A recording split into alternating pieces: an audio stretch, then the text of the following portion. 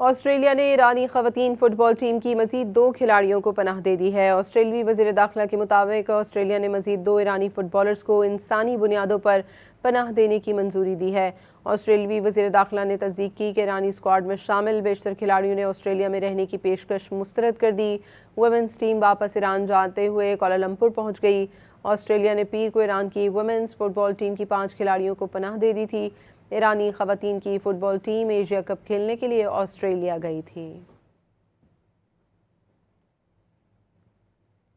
Australia نے ایرانی خواتین فٹ بال ٹیم کی مزید 2 کھلاڑیوں کو پناہ دے دی ہے۔ آسٹریلوی وزیر داخلہ کے مطابق آسٹریلیا نے مزید 2 ایرانی فٹ بالرز کو انسانی بنیادوں پر پناہ دینے کی منظوری دی ہے۔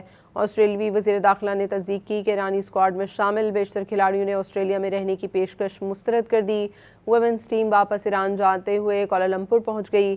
آسٹریلیا نے پیر کو ایران کی ویمنز فٹ بال ٹیم کی 5 کھلاڑیوں کو پناہ دے دی تھی۔ ایرانی خواتین کی فٹ بال ٹیم ایشیا کپ کھیلنے کے لیے آسٹریلیا گئی تھی۔ آسٹریلیا نے ایرانی خواتین فٹ بال ٹیم کی مزید 2 کھلاڑیوں کو پناہ دے دی ہے۔ آسٹریلوی وزیر داخلہ کے مطابق آسٹریلیا نے مزید 2 ایرانی فٹ بالرز کو انسانی بنیادوں پر پناہ دینے کی منظوری دی ہے۔ آسٹریلوی وزیر داخلہ نے تصدیق کی کہ ایرانی اسکواڈ میں شامل بیشتر کھلاڑیوں نے آسٹریلیا میں رہنے کی پیشکش مسترد کر دی۔ ویمنز ٹیم واپس ایران جاتے ہوئے کوالالمپور پہنچ گئی۔ آسٹریلیا نے پیر کو ایران کی ویمنز فٹ بال ٹیم کی 5 کھلاڑیوں کو پناہ دے دی تھی۔ ایرانی خواتین کی فٹ بال ٹیم ایشیا کپ کھیلنے کے لیے آسٹریلیا گئی تھی۔